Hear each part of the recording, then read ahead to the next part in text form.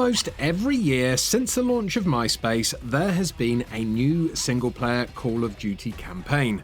Though varying in quality, they have defined a genre, a distinct form of first-person cinema, which has placed the player at the centre of countless deadly spectacles. Their own execution, a nuclear detonation, the collapse of the Eiffel Tower, they have allowed us, in short, to get an eyeful. But this time, there isn't one. No more games. This ends now.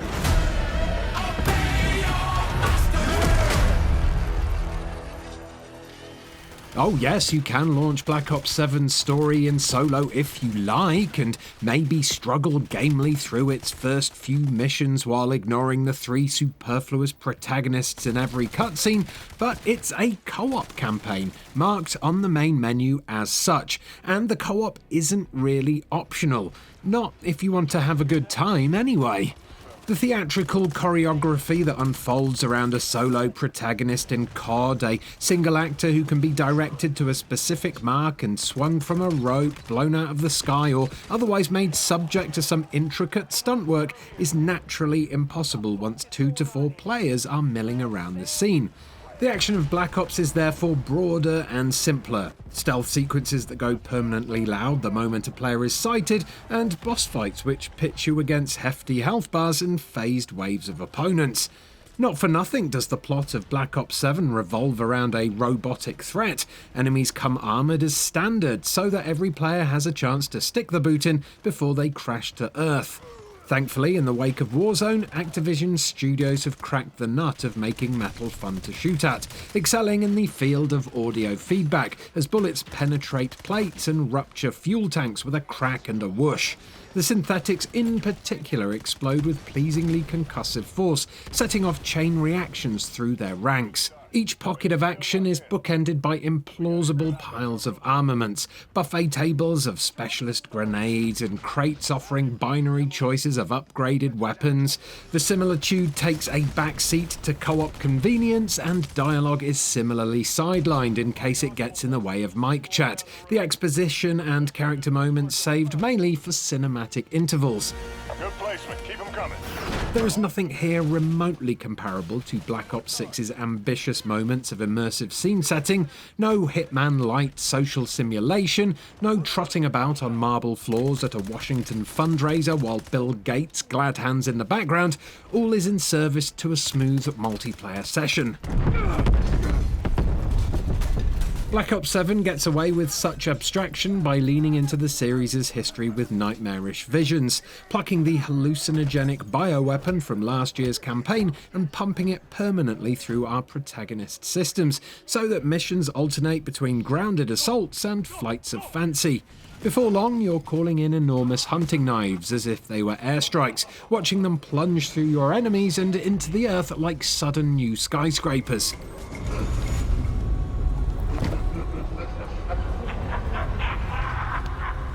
It's through dreamlike sequences like these that the campaign draws on the memories of Black Ops characters, taking you back a decade and a half to Vatuka's forced labour camp, for instance, and the LA drone attack that finished out 2012's story.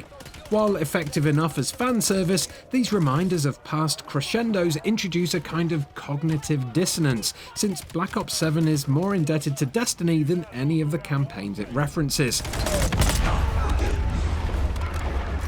Treyarch and Raven are better off when machine gunning their own furrow, as with a breathless sprint through Tokyo's arcades and out onto the rooftops. It's a parkour-adjacent sequence that finds you bouncing off billboards as flutes trill in sync with the butterflies in your stomach. There are similarly giddy thrills to be found in Avalon, the fictional European state that recurs throughout the campaign and constitutes its endgame, where the returning grappling hook from Black Ops 6 can lift you out of a firefight and into a seamless fight on the wings of your jumpsuit. Enemy overload successful. Our control station is down. The wall bounce that elevates the Tokyo mission carries through to the multiplayer, evoking the boost jump of old without compromising the familiar feel of frantic deathmatch. Because that's how competitive COD is always played, as deathmatch, regardless of the mode you happen to be occupying. When there's an objective to capture, it's merely deathmatch with a diversion. It's that which will always separate it from Battlefield. The most successful of the new modes, however, introduces a fun wrinkle in the form of an overload device, essentially a football which one player must pick up and deliver to a goal in their opponent's spawn area. There's an illicit joy to dodging the fight altogether and sprinting to the end zone, scoring just a second before you're cut to shribbons by your frustrated enemies. Skewer incoming! Skewer ready to launch. Messier is the new 20v20 mode, Skirmish. which throws wingsuits, grappling hooks, and vehicles at maps which are just about large enough to contain them. It's tempting to file Skirmish under the wider warzonification of COD, but in truth it more closely resembles Wolfenstein enemy territory, widening the tight combat loop of deathmatch and leaving the extra room largely empty.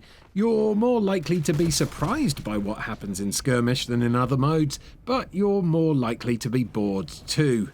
Zombies, meanwhile, is Zombies, a house under its own rule. Beloved by its disciples, consumed by self-reference, it remains an elaborate horde mode in which new routes are progressively unlocked across a labyrinthine map, and favourite weapons are gradually beefed up to tackle tougher and tougher onslaughts from mouldering corpses. This time though, unusually, co-op COD heads will have a time conundrum on their hands. They'll have to choose between dedicating themselves wholly to zombies or to the campaign's endgame. In the latter, multiple friendly squads deploy into open-world Avalon to conquer zones of graduating difficulty before extracting with their winnings. It's a delightfully freeform setup, which forefronts just cause style mobility and low commitment objectives. Fairly relaxed lunch break fodder then, unless you potter into high-level territory. Oh my god. The second I came up, I died again. What happened? Activision is already working on ways to evolve the Avalon map with updates in upcoming sessions, and from a publisher perspective, you can see why turning the annual campaign into a live service appeals. This way, COD studios can more directly convert the expense of briefly enjoyed levels, cutscenes, and performance capture into long-term income. But this feels ultimately unwise. In an era when big budget games are expected to be enormous and endlessly engrossing, Activision has had a good thing going. Every year, Call of Duty has brought 3 discrete offerings to the table, catering to solo, co-op, and competitive players all at once. By eliminating the single-player campaign, the publisher has compromised that inherent variety, turning a distinct set of experiences into a more homogeneous mush.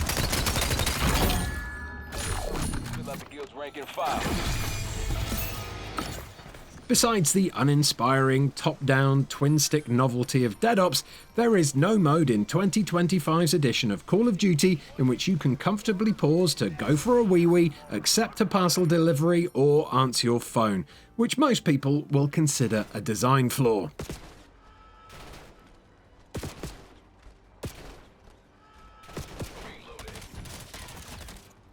It's very probable that COD will return with a solo campaign next year. It's hard to imagine Infinity Ward has been working on anything less, but elements of Black Ops 7's approach are likely to trickle into future entries, which is a considerable shame. As the lackluster campaign of Battlefield 6 proved, there are few studios out there with the institutional knowledge to deliver single-player spectacle on a par with Call of Duty.